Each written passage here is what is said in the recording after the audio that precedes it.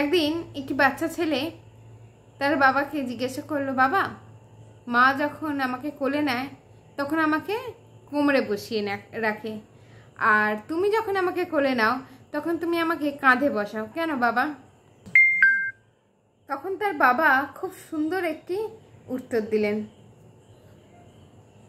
তার বাবা বললেন, বাছা, একজন মা চান তিনি যতদূর দেখতে পারেন তার সন্তানও যেন ততদূর দেখতে পারেন, আর একজন বাবা চান তার সন্তান এতদূর দেখতে পারে যেটা তিনি নিজেও দেখতে পান না।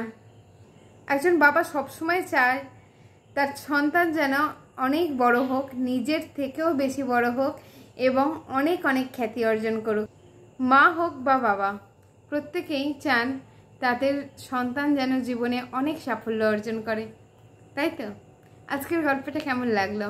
এটা গল্প হলেও বাস্তবে কিন্তু এর প্রমাণ আমরা প্রত্যেকেই পেয়ে থাকি নিজের সন্তানকে উপলব্ধি করে। তো আজকের গল্পটা কিছুটা বাস্তবই।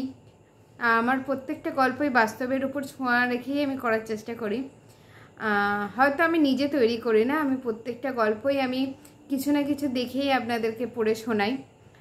আমার নিজেরও ভালো লাগে, আপনাদের সাথেও তাই শেয়ার করি।